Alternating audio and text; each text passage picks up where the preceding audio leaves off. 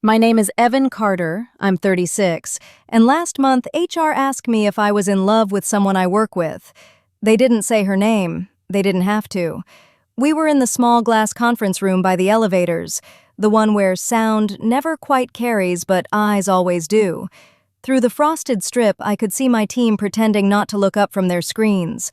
My coffee sat untouched, going cold between my hands, while the HR manager read from a printed email, every word about inappropriate closeness slicing through the air. They thought the problem was a rumor. They had no idea the real danger had started long before that meeting. Before I go any further, tell me where you're watching from, and hit like and subscribe if you've ever dealt with a toxic workplace, a jealous coworker, or been blamed for something you never did. I read every comment, and you'd be shocked how many people are living through the same quiet office disasters. If any of this already feels familiar, stay with me. I met Aria on a Tuesday morning in early spring, the kind of Chicago morning that still carried winter in its bones. I remember because the office felt unusually bright that day, sunlight bouncing off the glass partitions, making everything look sharper than it really was. I was reviewing material samples when our director introduced her. "This is Aria Jensen, our new interior designer." She stepped forward with a portfolio tucked against her side and a smile that felt warmer than it should have in a room full of strangers. I shook her hand, meaning to give the standard welcome, but she held my gaze for a second longer than expected, long enough for something in my chest to shift. I told myself it was nothing, just a friendly new hire trying to make a good first impression. I'd trained myself for years to ignore anything more dangerous than that. Back at my desk, though, I heard her laugh. Soft, bright, a little breathy, and it pulled my attention without permission.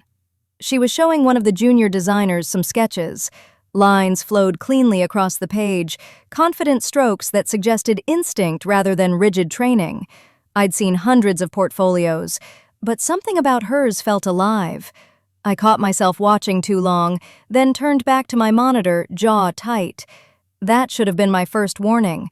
Her first week was a blur of introductions, onboarding meetings, software logins that didn't work, questions about supply vendors. I watched from a distance, the way you watch someone who brings a strange calm into a chaotic room. She was quicker than I expected, and she asked the kind of questions only someone who'd learned from past wounds would ask. Who signs off on revisions? Who takes responsibility when a client changes scope last minute? What happens if two teams need the same resource at the same time? She learned the politics of a place before she learned the workflow. Most people don't do that unless they've been burned. Our first real interaction happened late one evening. Most of the office had cleared out, the sky outside fading from gray to navy. I was still at my desk finishing a layout correction when I heard footsteps and then her voice. "Do you know if the second-floor restroom is always locked after 7? I looked up. She stood in the low, warm light of the desk lamps, hair pulled back loosely, a tired crease under her eyes. She wasn't wearing makeup anymore. That somehow made her more striking. I walked her to the open restroom near the design library, and along the way she asked about my kids. Not in the casual, polite way coworkers sometimes do, but like she actually wanted to know who I was outside the office walls. When I mentioned my son's obsession with model trains, she smiled. "My dad used to build tiny landscapes for his trains. He'd lose hours doing it." She said it with a softness that felt like an invitation into a memory she didn't share often. We talked for a few minutes longer than necessary. When she thanked me and left, I watched her walk down the hallway lined with framed project photos, her silhouette blurred in the dimming light. There was nothing inappropriate about the moment, and yet it stayed with me all night. As weeks passed, we ended up on the same project, a new corporate headquarters with an impossible timeline and a client who couldn't make a decision without contradicting himself. I'd been at the firm long enough to know how these projects went. No sleep, tense meetings, blame tossed like confetti. But Aria approached it differently. She listened to the chaos like she was sorting music, picking out patterns most of us didn't hear. She'd come to my desk with a suggestion, sometimes hesitant, sometimes bold, always thoughtful. One afternoon, after a long meeting where the client changed direction for the 6th time, She lingered near my desk while everyone else rushed off to recalibrate their work. "How do you not lose it?" she asked, leaning against a filing cabinet. "Everyone acts like this is normal." I chuckled, rubbing the bridge of my nose. "You just get used to it." She studied me. "I hope I don't." Something about that answer unsettled me. I wondered what she'd been through before this job, what kind of cities she'd lived in, who'd broken her optimism enough that she feared losing it again. Our late-night overlaps became a pattern. Some nights she stayed in the conference room sketching layout ideas. Others, she hovered near the kitchen pouring tea. I told myself it was a coincidence. It never felt like coincidence. One night, nearing 10 p.m., she approached my table holding 2 cups of tea. "They were out of the good stuff," she said, handing me one, "but this one smells like it might keep you alive." I took it, not because I needed caffeine, but because she offered it. She sat across from me, the office nearly silent except for the faint hum of the HVAC and the occasional elevator ding. She traced the rim of her cup with her thumb. "Do you ever feel like you're living 2 different lives?" she asked. "The one people assume you have, and the one you actually wake up inside?" I should have redirected the conversation. I should have kept it professional. But something in her expression, tired, honest, unguarded, disarmed me. "Every day," I said quietly. She nodded, not surprised. "You carry it differently," she murmured, "like you're used to being strong for everyone else." Her words hit deeper than they should have. Nobody talks to me like that. Not at work, not even at home anymore. Before she left that night, she turned back at the doorway. "I'm glad you're on this project," she said. "You make things feel less chaotic." I didn't know it then, but that was the moment the ground under my feet started shifting, and I didn't realize how far I would slip until it was already too late. Aria wasn't the kind of person who filled silence just to avoid it. She let moments breathe, and somehow that made everything she said feel heavier. I noticed it during our project reviews. While other designers talked over each other, fighting for attention, she waited. She listened. And when she finally spoke, the room shifted toward her without realizing it. I found myself doing the same, turning toward her ideas, her voice, her presence. It should have concerned me. Instead, it felt like relief. The first time I saw someone else notice it was Dylan Brooks. He sat 2 seats away from her in a design review meeting, tapping his pen too loudly, his knee bouncing in irritation. His crush on her wasn't subtle. He brought her iced coffee twice a week and complimented her sketches before he even looked at them. I assumed she was oblivious until I caught her polite, tight smile, the kind you give someone you don't want to embarrass but don't want to encourage either. That day, the client picked one of her layout iterations over Dylan's. She glanced nervously at me as if asking permission to feel proud. I nodded, and her smile widened, bright, unfiltered, unguarded in a way I hadn't seen before. Dylan noticed. His expression tightened, and in that brief flicker of resentment, I saw the first seed of trouble. Later that week, I walked past the kitchen and overheard Dylan say to another junior designer, "Of course her layout got picked. She's got advantages I don't." His tone wasn't joking. It was sharp, defensive. The other designer just looked uncomfortable, muttering something unintelligible before leaving the room. I considered stepping in, saying something, but I didn't. That silence became another thing I'd regret. The rooftop moment came 2 weeks later. I'd gone up there after a tense call with the client, needing a breath of air that didn't smell like stress and printer ink. The city stretched out before me, lights flickering like a heartbeat against the darkening sky. I didn't hear the door open, but I felt someone step beside me. It was Aria, arms crossed against the wind. "You looked like you were about to combust in that meeting," she said softly. "I probably was." She laughed under her breath. "I've never seen anyone stay that calm while being blamed for things completely out of their control." "It's part of the job." "It shouldn't be." She said it with such conviction I found myself staring at her. She turned toward the skyline. Sometimes I think people like us end up in architecture and design because we want to fix things that are constantly breaking. Buildings, relationships, life plans. Her voice thinned. Maybe we think if we just design the world carefully enough, we can live inside something safe. It was too honest, too close to how I'd felt for years. "Arya," I started, ready to pull the conversation back to safer ground. She didn't look at me. "I'm not trying to cross a line," she said quietly. She hesitated. "I feel safer around you than I do around most people, even people my own age." My throat tightened. There were 1,000 things I should have said, all professional, all sensible. But the truth slipped out before I could stop it. "That's not something I'm immune to hearing." She finally looked at me, eyes soft and glassy, and in that suspended moment, with the city humming below us and the wind tugging at her hair, I realized something terrifying. If I didn't step back soon, I wouldn't step back at all. We were interrupted by the rooftop door opening. An intern stepped out, earbuds in, startled to see us. He muttered an apology and went back inside, but his glance lingered longer than it should have. I didn't understand the danger of that look. Not yet. The next week, Arya and I were asked to stay late for a round of emergency revisions.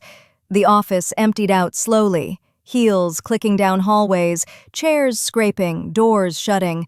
By 9, only a handful of screens were still lit. She sat beside me at the conference table, our laptops angled toward each other, the air full of low music from the building's automated playlist. At some point, she leaned closer to see a rendering on my screen, her hair brushing my shoulder. "Sorry," she whispered, pulling back. "It's fine." But it wasn't fine. My pulse jumped. She noticed. Her gaze lingered for a moment too long, like she could read every thought I was fighting. When the clock hit 10, she stretched, exhausted, and rubbed her eyes. "I should head out," she murmured. "It's too late to walk alone to the garage." She said it like a question. I told myself it was just courtesy, that any good manager would do it. I walked her to her car, the underground garage echoing our footsteps. She unlocked her door, then paused. "You make this place feel less lonely," she said. Everything inside me clenched. Her voice wasn't flirty. It was honest, bare.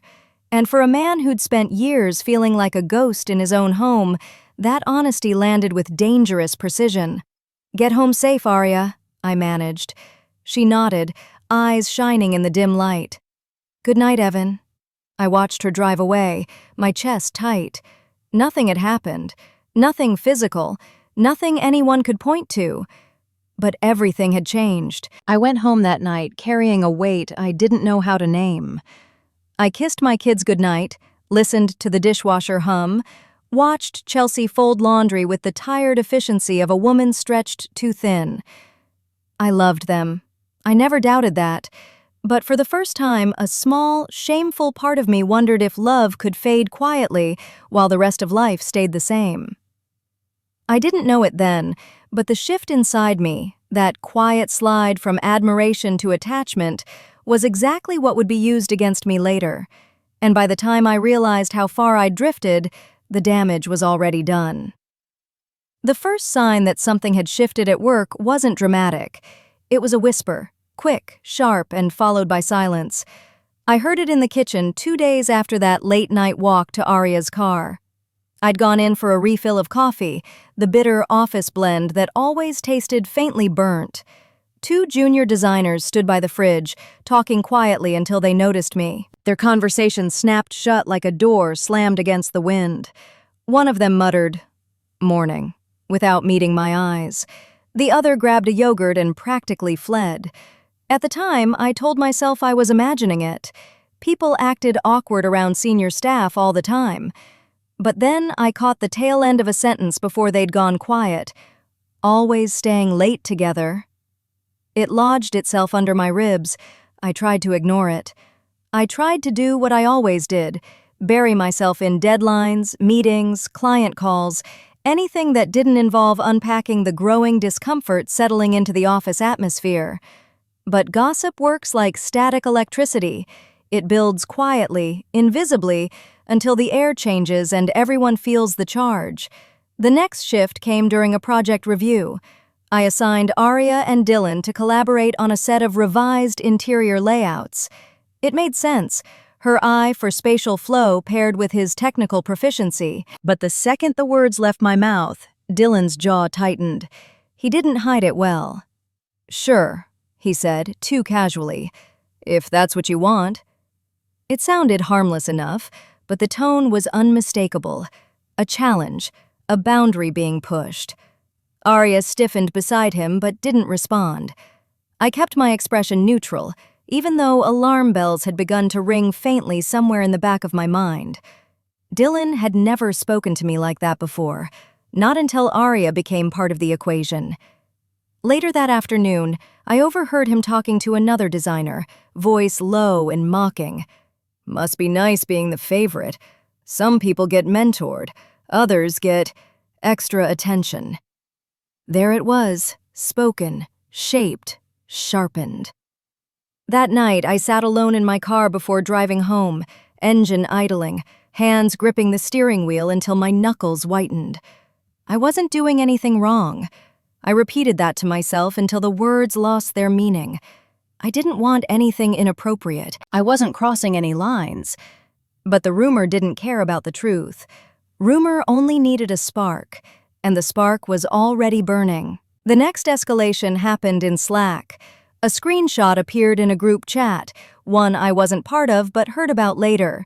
It showed Arya and me sitting close at a conference table, laughing at something on my laptop. It was taken late at night, during one of our revision sessions. The office looked empty behind us. The image had a caption added, "Long nights, huh?" What the screenshot didn't show were the 3 other team members who'd been working with us 30 minutes before. They had left briefly to get dinner. The person who screenshot it either didn't know that or didn't care.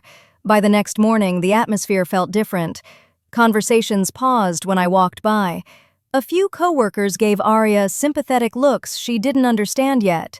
Dylan seemed more pleased than surprised. Then HR emailed me. It was phrased politely, a quick check-in about workplace boundaries, a routine review to ensure professionalism across teams. I'd been at the firm long enough to know it wasn't routine. HR doesn't check in unless someone reports something. I went to the meeting alone. The HR manager sat across from me, framed by a wall of neutral-toned corporate art. "We've received an anonymous concern about a perceived closeness between you and a direct report." My stomach dropped. "Arya isn't my direct report." She nodded. "Yes, but you are her project lead, and images have circulated that imply familiarity." Images. Plural. I kept my voice steady. "Nothing inappropriate is happening." "I'm not accusing you of anything," she said, "but perception matters, especially after the scandals last quarter." She meant the 2 office relationships that had ended badly, one involving a breakup that spilled across Slack channels, another involving a junior employee who felt pressured by a supervisor. The firm was still skittish. "We need to ensure there's no conflict of interest developing," she continued, "and that boundaries are maintained." It should have been a simple conversation, but her tone, her carefully chosen words, the slight emphasis on developing, it all made my neck heat with a mix of shame and anger. I left the room feeling like I'd been drenched in cold water. When I stepped back into the open office, Arya looked up from her desk. Our eyes met, and she immediately knew something was wrong. Her expression shifted into concern, but before she could stand, Dylan walked by and said, just loud enough, "Rough meeting?" I ignored him. Barely. I didn't want to tell Arya what HR had said, but she found me in the design library 15 minutes later. "Evan, what happened?" I hesitated. Then I told her, carefully, without the details that might hurt her more than necessary. Her face paled. "Are they saying we—" "No," I said quickly. "They're not accusing us, just asking questions." She rubbed her arms, suddenly small in the quiet room. "Did I cause this?" Her voice cracked. That nearly undid me. "No," I said more firmly. "This is the office. People assume things when they don't understand them." But she didn't look reassured. And then, as if timed for maximum cruelty, Chelsea, my wife, texted me. "Saw your calendar reminder. Rooftop. Talk with A. Is there something you need to tell me?" My throat closed. It had been a note to myself. Aria had asked to go over layout revisions on the rooftop weeks before. Nothing happened. Nothing close to happening. But taken out of context, it looked unforgivable. My personal life was now entangled with rumors my professional life had already set into motion. And somewhere beneath the stress, guilt, and fear, a darker realization began to take shape. Someone wanted this. Someone had been watching. Someone was pushing, and I hadn't yet seen how far they were willing to go. I wish I could say things got better after that HR meeting, but the truth is, it only marked the beginning. Rumors don't fade when addressed. They mutate. They grow legs. They stretch into places you never expected. By the next week, my team started behaving differently during project reviews. People who once asked for my input now avoided speaking directly to me unless absolutely necessary. Dylan, on the other hand, had become bold in ways that were difficult to call out without looking paranoid. He started sitting next to Aria in every meeting, leaning across her laptop as if he belonged in her personal space. Once, when she slid her chair away, he chuckled and said, "Relax, I'm just helping," loud enough for the room to hear. A couple of designers exchanged glances, some amused, others uncomfortable. I kept my jaw clenched and focused on the renderings, but the tension in the room was thick enough to taste, and Aria felt it. I could see it in the way her eyes flicked toward me during discussions, searching for some kind of grounding, some reassurance that I was still on her side. I tried to give her neutral, steady looks, but even that felt dangerous. The more scrutiny we were under, the less I could openly support her without feeding the narrative. One afternoon during a layout review, Dylan accidentally erased a layer of Aria's work in Revit. She froze, her face draining as she clicked through the files, trying to find a backup. "It's gone?" she whispered. "Oops," Dylan said, not looking remotely sorry. "I thought that layer was redundant." I stepped beside her, keeping my voice calm. "Aria's iterations are not redundant. Her lawyer contributed to our approved concept." Dylan leaned back in his chair, smirking. "Sure, if you say so." The room went silent. I made myself walk away before saying something I couldn't take back. That was the first red flag that Dylan's intentions had crossed the line from petty jealousy to active sabotage. Later that evening, I found Aria sitting alone near the print station, her head in her hands. "They think I only have this job because of you," she said softly, "and now they're waiting for me to fail." "You're good at what you do," I said. "Really good." She met my eyes, tired, hurt, and searching for something beyond reassurance. "Then why does it feel like everyone else already decided who I am?" I didn't have an answer, because maybe part of the reason was me. That night when I got home, Chelsea was waiting at the kitchen table. Her phone was face down in front of her, a glass of wine untouched beside it. She wasn't angry. That would have been easier. She looked wounded. "Evan," she said quietly, "why is there a rooftop meeting with someone named A on your calendar?" I felt something inside me collapse. "It wasn't what you think," I said. "It was about a project. She asked to talk privately because the floor was too loud." "She?" Chelsea repeated, the word trembling. "So it was a woman." I sat across from her. I didn't lie, not exactly. I just carefully avoided telling her how complicated it had become. "Her name is Aria. She's new. I was helping her with onboarding things, that's all." Chelsea stared at me like she was trying to read the truth on my face. "Evan, are you unhappy here?" The question sliced through me. Not because I wanted to leave, but because she'd finally said something I'd been afraid to admit myself. "I'm tired," I said. It was the safest answer. "Work is stressful." She nodded, but I knew she didn't completely believe me, and I hated myself for putting that doubt in her eyes. Back at the office the next day, I found Arya waiting near my desk, worry written all over her expression. "Did things get bad?" she asked in a whisper. I didn't answer. I didn't have to. She could see it. Before I could say anything else, a loud voice cut through the space. Dylan stood across the room, holding a printed page in his hand, waving it like a prop. "Hey, Evan," he called, too loudly to be casual. "Did you see this? Client flagged a major structural discrepancy. Big one. Someone really messed up." He set the paper down on my desk.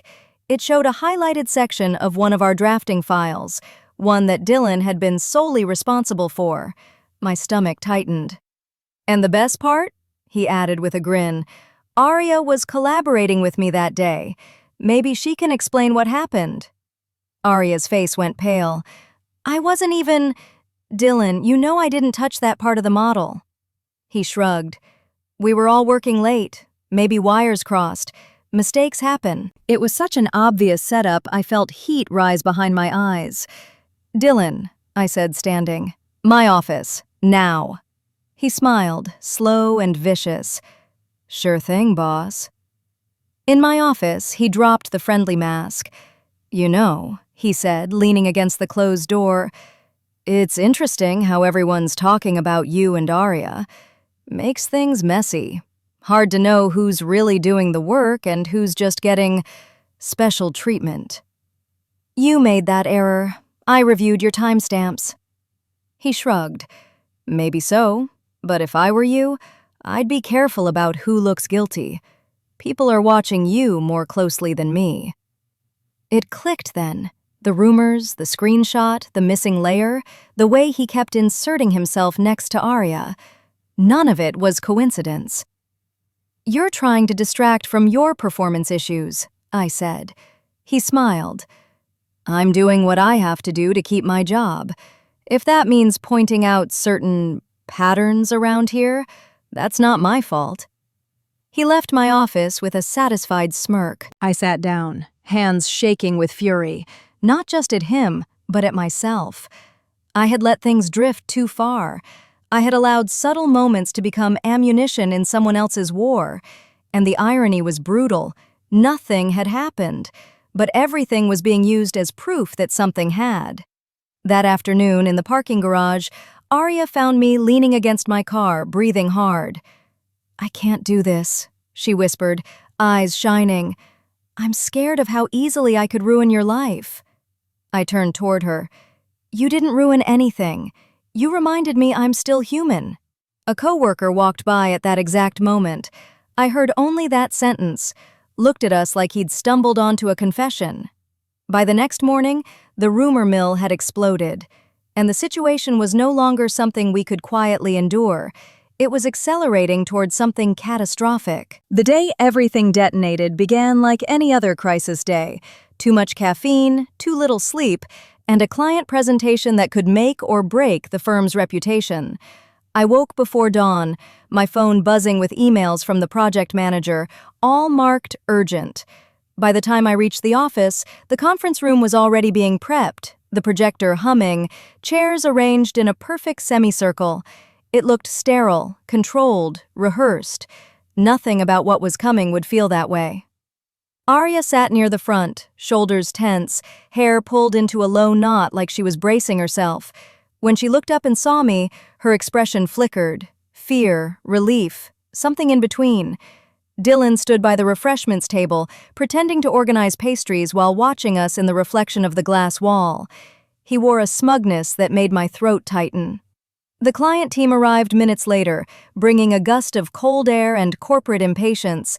Their lead executive, a man who measured people the way surveyors measure land, took a seat directly across from me. "We want to review the structural integrations before we move forward," he said. "Last night's flagged error was concerning." My pulse thudded. This was it. I opened the live Revit model on the projector, navigating to the section the client had flagged. The room shifted forward slightly, everyone leaning in, waiting for someone to take the fall. I zoomed into the highlighted area, heart pounding, and there it was, the flaw, a misalignment in the load-bearing grid that, if built as drawn, could have cost the firm millions, the kind of mistake that gets people fired or sued, the kind of mistake Dylan had made. But before I could explain, Dylan shot to his feet. "Just so we're all clear," he said loudly, "Evan's been distracted lately. Personal distractions, emotional ones. It's affected the team." The air snapped. Every head swung toward me, then toward Aria. Her face drained entirely. The client frowned. "Is there a conflict of interest we need to know about?" I felt the room tilt. Conversations paused outside the glass walls. Silhouettes gathered like shadows watching a storm form. Dylan pressed on, relentless. "Everyone knows what's going on. Staying late, private rooftop meetings, whispering in corners. She's clearly his favorite. That's why she's been assigned so much responsibility. And now look, her oversight is costing the project money." Aria gasped as if struck.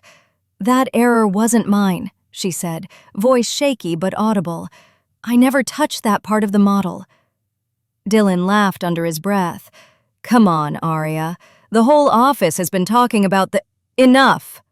The word came from me, low but sharper than I'd ever heard myself speak. The room frozen. I stepped forward, palms cold, heart hammering against my ribs. "You're lying," I said, "and you know it." Dylan's confidence flickered. I'm pointing out patterns. People deserve transparency." "No," I said, "you're trying to save yourself." I turned on the projector and pulled up the model's edit history. My fingers moved with certainty I hadn't felt in weeks, tracing timestamps, user IDs, the digital fingerprints that never lie. The room watched in silence as I highlighted the entry that exposed everything. The structural change, the one that caused the flaw, was made by Dylan Brooks, logged at 1:42 a.m., 3 weeks earlier. The client leaned forward. "Mr. Brooks?" Dylan's jaw dropped. His composure collapsed like wet cardboard. "That's impossible. Someone he must have. He waved at me wildly. "He's manipulating this. He's covering for—" "For who?" I asked quietly. "For Aria? For myself?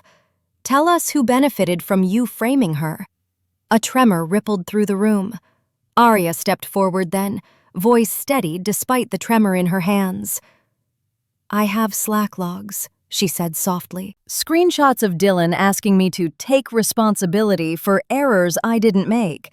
I didn't want to escalate it, but—" She swallowed hard. "I'm tired of being blamed for things I didn't do." She connected her laptop to the projector. Slack messages appeared, short, aggressive, unmistakable.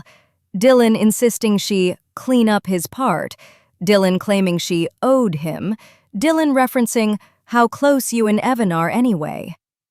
A collective exhale filled the room. HR, who had been silently observing, leaned forward, face stiffening. "Dylan," she said sharply, "we need to speak privately. Now." "No," he snapped, voice cracking. "You don't get it. Evan, he's in love with her." Silence. A roaring, suffocating silence. I felt the blood drain from my face, but I didn't look away. Neither did Aria. The truth in Dylan's accusation wasn't the truth he thought it was. It wasn't an admission of guilt. It was an act of desperation. HR stood. "Conference room, immediately." Dylan was led out, sputtering half-formed excuses, the glass walls swallowing his voice as the door shut behind him. The clients remained seated, stiff and silent. After a long moment, their lead executive cleared his throat. "We'll need a revised model and a written explanation by the end of the week," he said, "but it's clear where the error originated." Relief mixed with devastation. The crisis had been contained, but the damage to reputations, relationships, trust hung in the air. As people gathered their things, Arya approached me. Her voice was barely a whisper. "Evan, you didn't have to defend me that way." "Yes," I said, meeting her eyes. "I did." Her breath caught. Something unspoken passed between us, gratitude, grief, and a truth we still could not touch. Then HR returned, expression unreadable. "I'll need to speak with both of you separately," she said. "Today." And in that moment, as the conference room emptied and the projector dimmed, I understood. This wasn't the end of the fallout, it was only the beginning. HR questioned me for nearly an hour after the presentation. The room was colder than usual, the kind of cold that settles into your spine. They asked about boundaries, perceptions, late-night work sessions, rooftop conversations. Their voices were polite, but the undertone was unmistakable. "Prove to us you're not the problem." When they were done with me, they took Arya in next. I waited in the hallway, pacing the carpet until the pattern blurred. Every time the door opened, my chest tightened. When she finally stepped out, her expression was calm, but her eyes were red. She gave a small shake of her head. She wasn't allowed to talk about it. Not yet. By the end of the day, HR released their temporary decision. Dylan was suspended pending a full investigation. Arya was being temporarily reassigned to a different project to avoid further distraction and discomfort, and I was instructed to limit any non-essential communication with her. On paper, it was neutral. In reality, it felt like punishment dressed as procedure. Arya packed her things in silence. I walked past her desk on my way out, slow enough to give her a moment if she wanted one. She didn't look up, but her voice followed me in a whisper soft enough only I could hear. "Thank you for not letting him rewrite what happened." I paused, but didn't turn around. If I did, I wouldn't be able to walk away. "You didn't deserve any of this," I said. Neither of us mentioned us. Neither of us had to. As I left the building, the evening wind cut through my coat. The glass tower behind me reflected the last orange light of the day, cold, indifferent, corporate. But beneath that smooth surface, something had shifted. Dylan had tried to bury me. He'd tried to bury her. He thought he'd won because he got caught. But all he'd really done was show his own hand. What he didn't know, what no one in that office knew, was that I had kept every file, every timestamp, every Slack message, every version history he tampered with. They weren't weapons then, but they could be. And for the first time in months, I didn't feel helpless. I felt ready. If you've ever felt blamed for something you didn't do, or watched office politics twist the truth until you barely recognized yourself, hit like and subscribe. Stories like this happen in real workplaces every day, behind glass walls and polite emails. Share this with someone stuck in a toxic job, and tell me in the comments what part of this story hit you the hardest. I read everything. And if you've lived through something like this, your story might be the next one I tell.